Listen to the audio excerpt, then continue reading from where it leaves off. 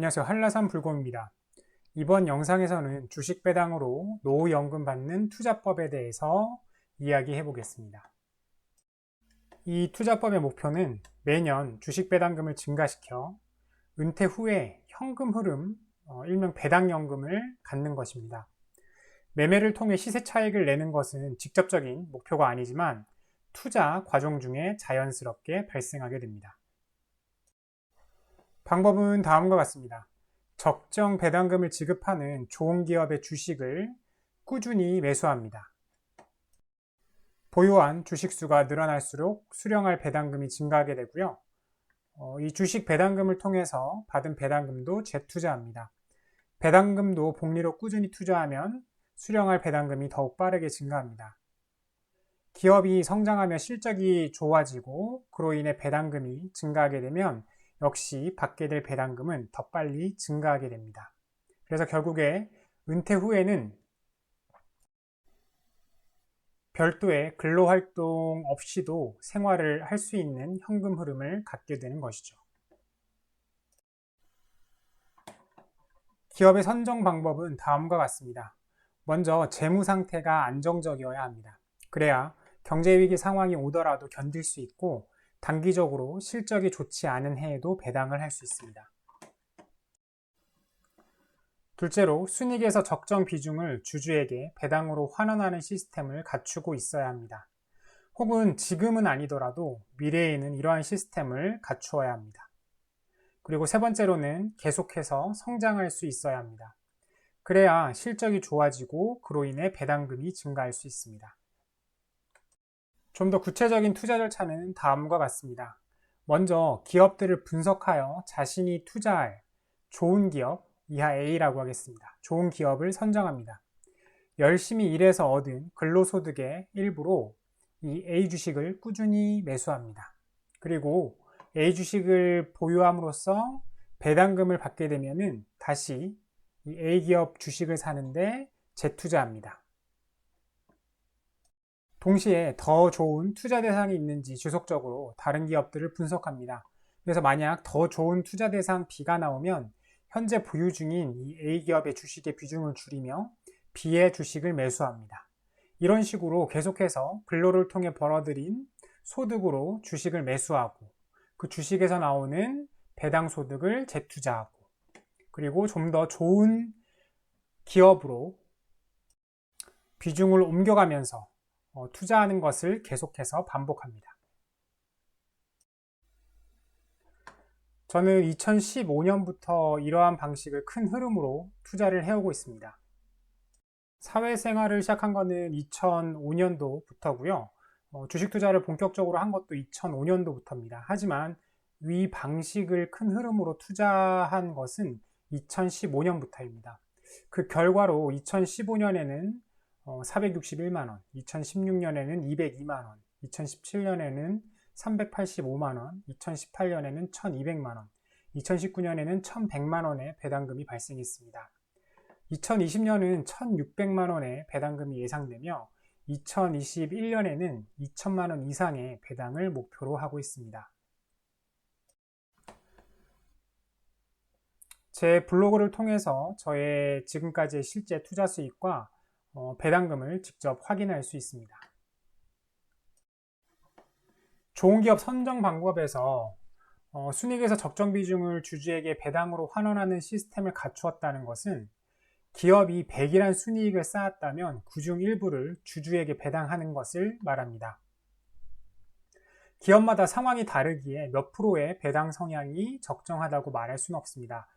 하지만 개인적으로는 앞으로 큰 투자가 필요 없이 안정적으로 수익을 낼 수 있는 회사라면 순이익의 50% 이상, 만약에 계속 큰 투자가 필요한 회사더라도 최소 순이익의 5% 이상은 배당해야 한다고 생각합니다.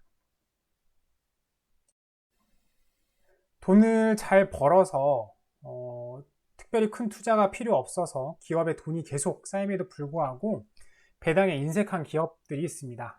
주로 최대 주주가 창업해서 아직까지 확고한 경영권을 쥐고 있는 경우가 많죠. 회사가 주주의 것이 아니라 자기 개인 것이라고 여전히 생각하고 일반 주주들에게 배당하는 것을 아까워하는 사욕 때문입니다. 간혹 기업 승계를 위한 주가 관리 차원에서 일부러 배당을 적게 주는 경우도 있습니다.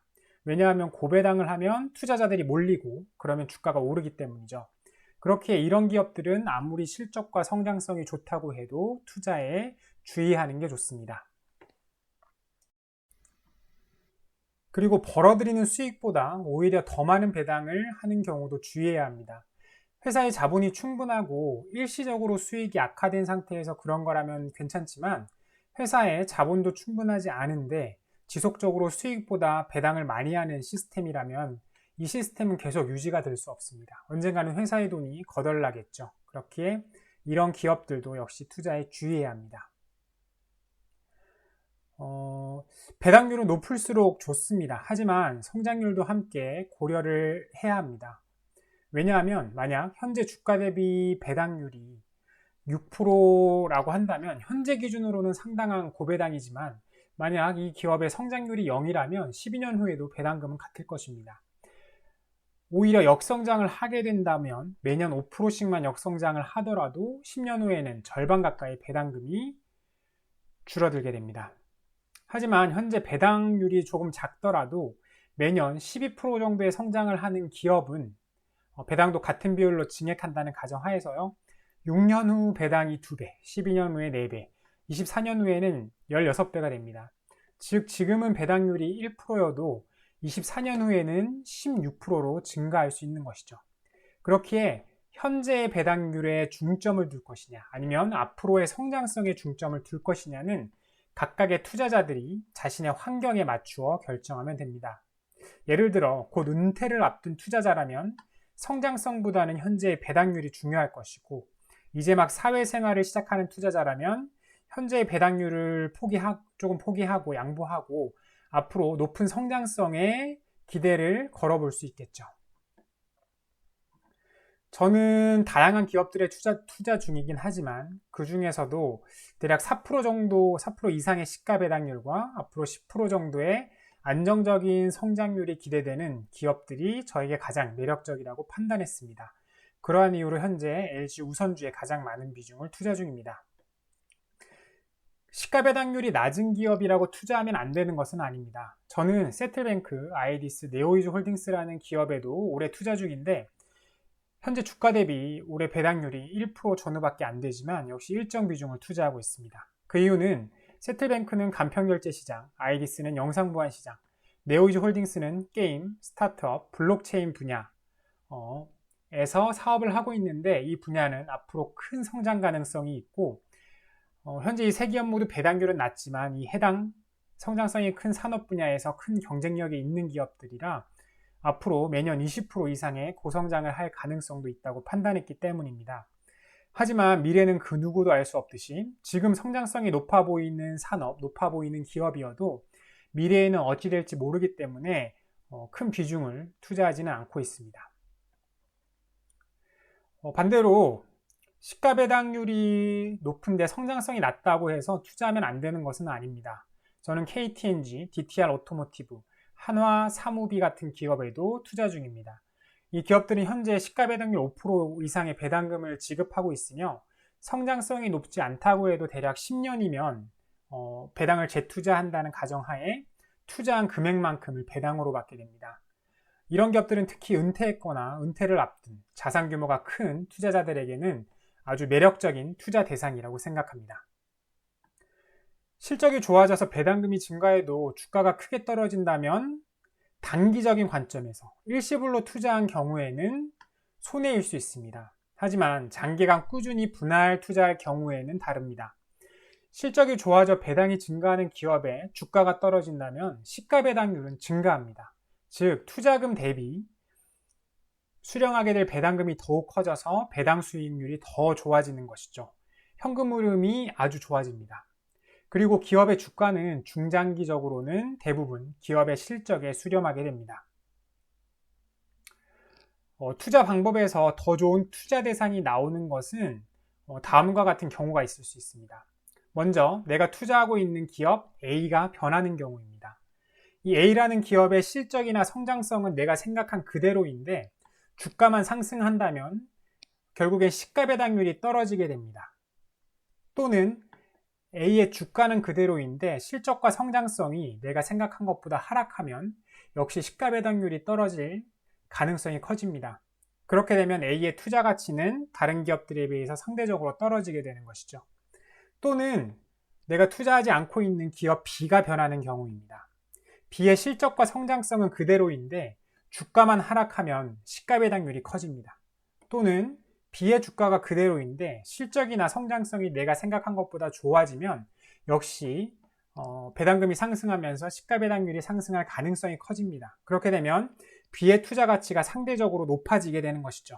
이런 식으로 A의 투자 가치는 그대로이거나 낮아지는데 내가 투자하지 않고 있는 기업의 투자 가치가 높아지게 된다면은 내가 투자하고 있는 기업 A에서 내가 투자하지 않고 있는 기업 B로 투자 비중을 옮기는 게 더 현명할 수 있는 것이죠. 최대한 이해하기 쉽게 간단하게 설명하려 했는데 말이 좀 복잡해진 것 같습니다. 제가 말한 내용은 저의 개인적인 경험에서 나온 순전히 개인적인 생각이기 때문에 필요하신 분들만 참고하시기 바랍니다. 솔직히 투자의 정답은 없고 각자의 목표, 상황, 그리고 가치관이 모두 다르기 때문에 그에 맞게 자신의 투자 방법을 정립해 나가면서 투자하는 게 가장 좋다고 생각합니다. 이번 영상이 도움이 되었다면 영상 하단에 좋아요 버튼을 클릭, 새로운 영상이 계속 보고 싶으시다면 구독 버튼을 클릭, 블로그 포스팅도 같이 업데이트 받아 보고 싶으시다면 영상 하단 네이버 인플루언서 링크로 들어가 펜하기를 클릭해 주세요. 오늘은 여기까지입니다. 감사합니다.